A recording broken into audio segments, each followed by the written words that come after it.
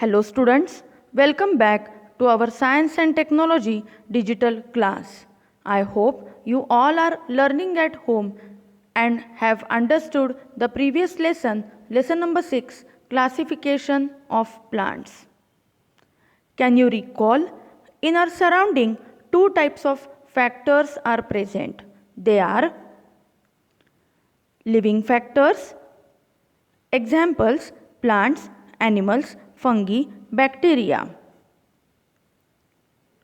And non-living factors. Examples: water, sunlight, soil, air, temperature, etc. These two factors interact with each other to form an ecosystem. Living factors are known as biotic factors and non-living factors are known as abiotic factors. So ecosystem is the interaction between biotic and abiotic factors in an area. Biotic means everything that is living and abiotic means everything that is non-living in an ecosystem. Just observe the given flowchart which is there in standard 8th textbook, lesson number 18, page number 122. This lesson was left in standard 8th because of emergency lockdown. Just observe the flowchart carefully. So our ecosystem is basically divided into two factors: non-living factors, that is abiotic factors, and living factors, that is biotic factors. Abiotic are further classified as physical and chemical factors.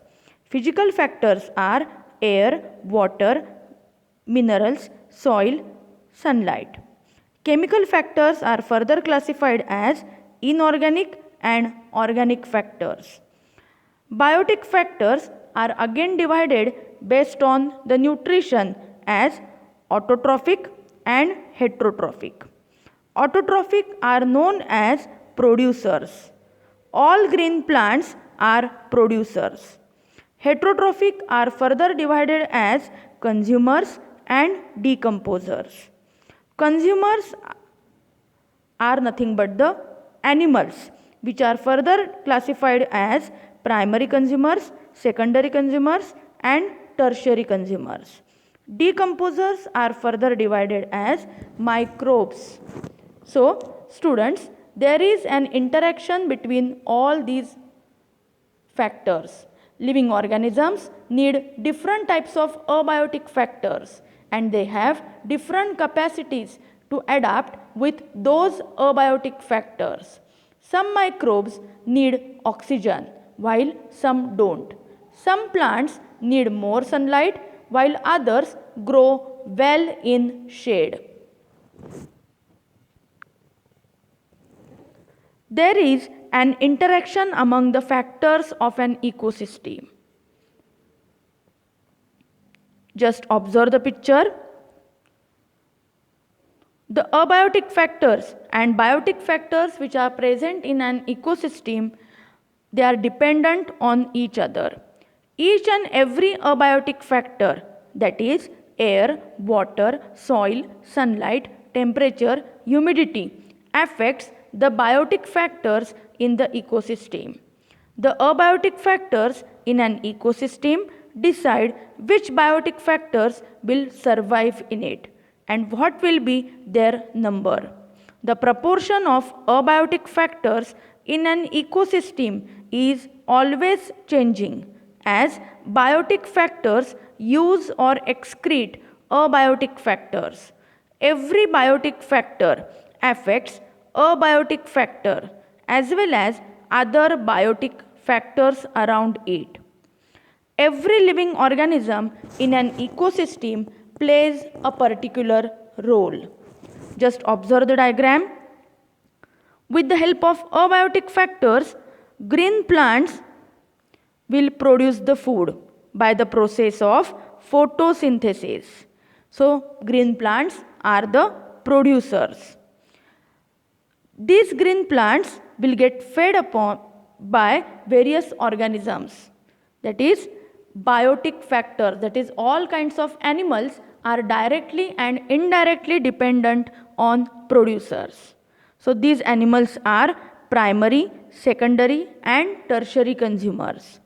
When all these animals will die, their bodies will again get decomposed by the help of microbes, and their nutrients will get mixed into the soil.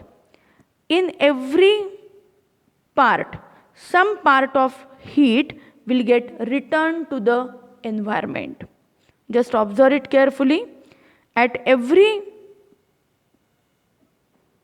stage, some part of heat get returned to the environment. So this interaction among the factors of an ecosystem is very, very important for the balance of an ecosystem. Types of ecosystem. Now students, in our surrounding we see many kinds of environment. Many types of ecosystems are found in biosphere. Their specific functions continue according to the environment. In our surrounding, we find different ecosystems such as a small pond, a garden, a fish tank in the house. All are different types of ecosystems. Just observe the picture. Basically, there are three kinds of ecosystems: natural, terrestrial, that is the ecosystem which is there on the land, which is further classified as grassland, forest and desert. In all these ecosystems, biotic and abiotic factors will be different. As 71% of Earth surface is covered with water, ecosystems that exist in water are known as natural aquatic ecosystem. They are further classified as marine, that is oceans, and freshwater, that is lakes and rivers. There may be also some artificial or man-made ecosystem, a garden in the city, a fish tank in the house, aquarium, crop field. All these are man-made or artificial ecosystems. So students, we are now going to study more about ecosystems. Lesson number 7, energy flow in an ecosystem. In this lesson, we are going to study about how energy is flowing from one factor to another and how it is returned back to environment. All this we are going to learn in this lesson. I hope you all must have opened your textbook, page number 81, lesson number 7, energy flow in an ecosystem. Living organisms in ecosystem are called as biotic factors. We have already learned the classification of living organisms according to the mode of nutrition, such as producers, which make their own food, consumers eat other organisms for food, and decomposers, which break down the dead material. Types of consumers based on nutrition. Here it has been shown various types of consumers based on nutrition. Just refer textbook page number 81. Herbivores, organisms that eat only plants, which are known as herbivores, or they are also known as primary consumers. Examples: grasshopper, squirrel, elephant, etc. Organisms that eat only meat are known as carnivores, which are also known as secondary consumers. Organisms that eat plants and meat, they are known as omnivores. For example, humans and bear. Decomposers are the organisms that live by breaking down the bodies of dead organisms. In an ecosystem, scavengers and decomposers play very important role. Scavengers eat dead organisms, while decomposers break down the nutrients and they put them into the soil. So just observe the picture. Crow, vultures, these are the scavengers which always eat bodies of the dead animals. And all kinds of fungi, bacteria are the decomposers which break down the nutrients from the dead organisms and they mix them into the soil. So scavengers and decomposers are very important in an ecosystem for cleaning the environment. Just observe the picture. Food chain. Interactions go on continuously between producers, consumers and decomposers. There is a definite sequence in these interactions which is called as food chain. Just mark all this in textbook page number 81. Each chain consists of 4, 5 or more links. All the biotic factors are interdependent on each other for food. Here in the picture, paddy field, that is rice crop, food chain is shown. Just refer the textbook page number 81, figure 7.1. Green plants, which are known as producers, which will produce the food with the help of sunlight and water by the process of photosynthesis. These green plants will get eaten up by grasshopper, which is known as primary consumer, or it is also known as herbivore. The grasshopper will get further eaten up by frog, which is known as carnivore or secondary consumer in this food chain. The frog will get further eaten up by snake, which is known as tertiary consumer, which is also a carnivore. The snake further will get eaten up by hawk or eagle, which is the final or apex consumer. Hawk or eagle will be the final, top or apex consumer, which will further not get eaten up by any other animal, and so it is known as apex or top consumer. When the animals will die, their bodies get decomposed into the soil by the help of decomposers. So students, all these biotic factors play very important role in an ecosystem. Food web. Just observe the picture. One animal may eat many other animals at the same time or may get eaten up by many other animals. This is nothing but known as food chain. Just observe the picture. Rat may get eaten up by wolf, may get eaten up by python and may get eaten up by eagle. So one animal may get eaten up by many other animals or may eat many other animals. So this is nothing but known as food chain. So an ecosystem consists of many food chains that are interconnected at various levels, and thus a food web is formed. So many food chains, when they come together, they form a food web. Just see your textbook page number 82, figure 7.2. In this figure, various living organisms are shown. You have to construct a food web from those pictures.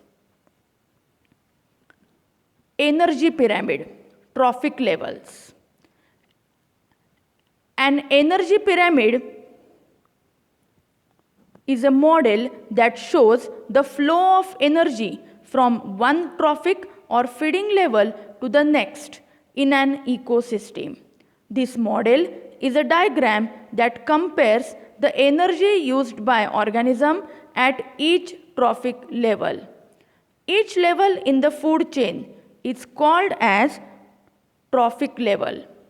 The amount of matter and energy gradually decreases from producers at lowest level to top consumers at the highest level. So just observe this picture.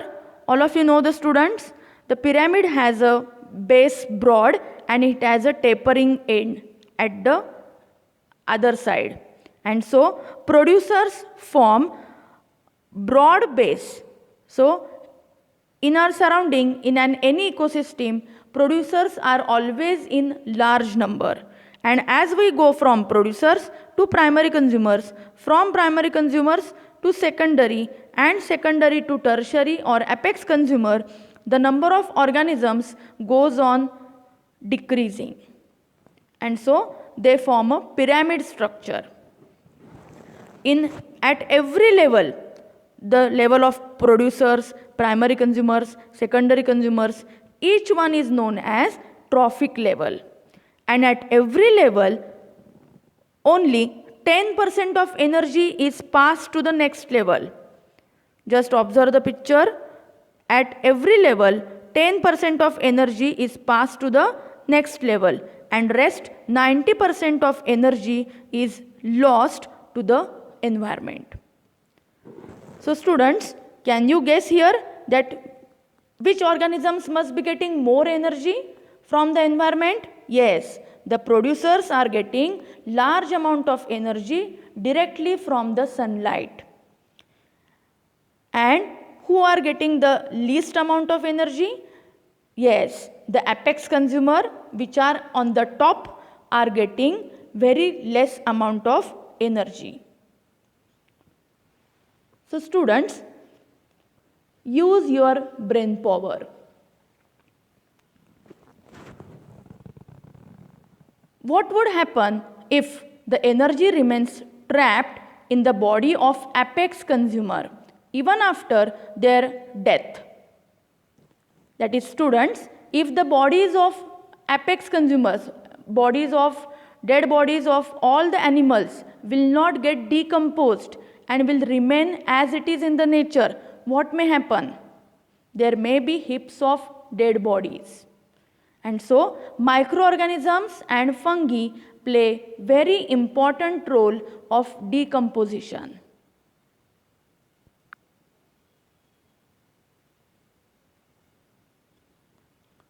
Now just observe the pyramid of energy in an aquatic ecosystem. Now here, the aquatic ecosystem, that is ecosystem which is present in water, the pyramid of that is shown over here. At the base are the phytoplanktons, that is the aquatic plants which are present in the water. Then they are the zooplanktons, that is small microorganisms or small animals.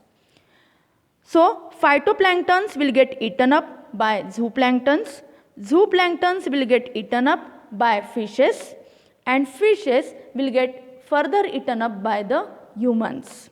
So humans are the top consumers and phytoplanktons are the producers, which are at the first trophic level.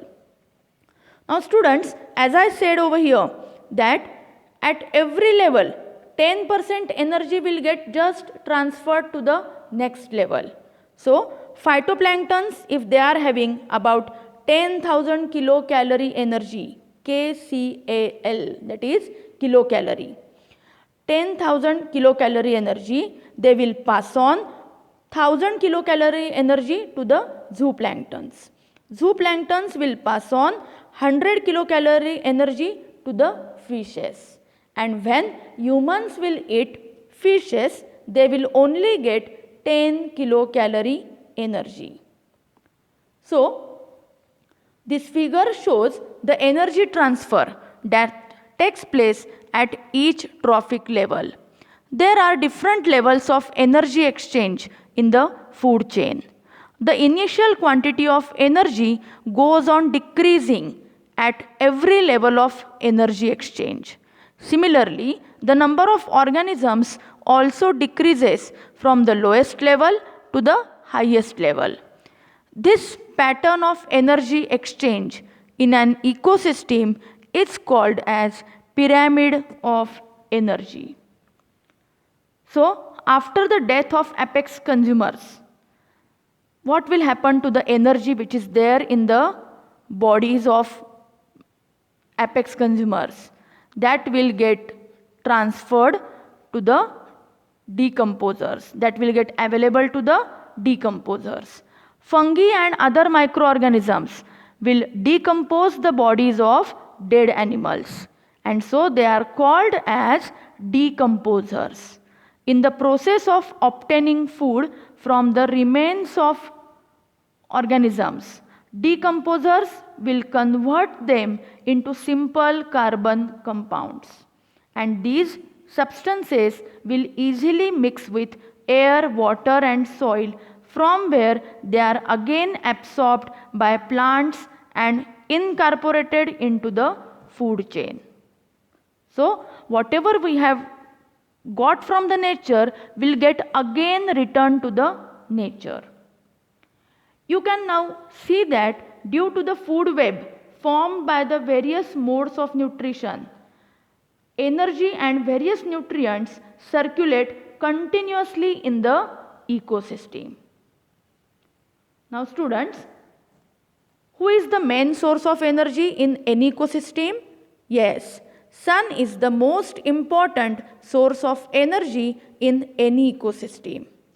Green plants of the ecosystem store some of the solar energy in the form of food. Before reaching the decomposers, this energy is passed on from one trophic level to next. Decomposers dissipate some amount of energy in the form of heat. Dissipate means they will lose some amount of energy. However, no part of the energy ever return to the sun. Students, only nutrients are returned back to the nature, not the energy. And therefore, such passage of energy is referred as one-way transport. So students, just read the lesson very well up to this part. Mark the important points. Thank you.